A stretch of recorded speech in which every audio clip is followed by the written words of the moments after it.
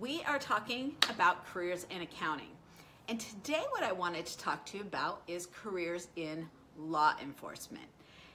People don't always think about, oh, I'm going to become an accountant and then go into law enforcement. But there's actually a lot of jobs in law enforcement. Certainly in federal law enforcement, so if you're interested in the FBI or the DEA, Treasury Service, Homeland Security, they really like CPAs. So people who have a CPA license, they like CPAs and lawyers because you're very detail oriented, you're good at following the rules. So if you would like to be, say, an FBI agent, one path to get there would be to get your degree in accounting, get your CPA license, work for a couple years, and then apply. When I first started at Coopers and Lybrand, very early in my career, a woman I worked with, her husband had been accepted. He was at the FBI Academy, and then they moved to Arizona because that's where he got placed. A lot of the federal agencies, you have to kind of go where they tell you to go.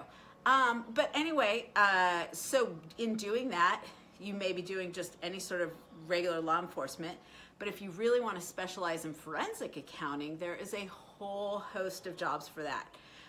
So forensic accounting is a lot of times looking for fraud. A lot of folks will be looking into like Medicare fraud, which is huge, but just fraud in different government programs, government contracts. You could be looking into all of those kinds of things. If you have HBO or HBO Max, there was a great documentary, I think this past fall, called McMillions, and it was about how a group of FBI agents in the Jacksonville, Florida office uncovered this huge scam with the McDonald's Monopoly game. So that was actually really interesting. But anyway, so definitely some things like that in law enforcement. If you don't necessarily want to be an agent, a lot of times they will hire analysts to do forensic accounting.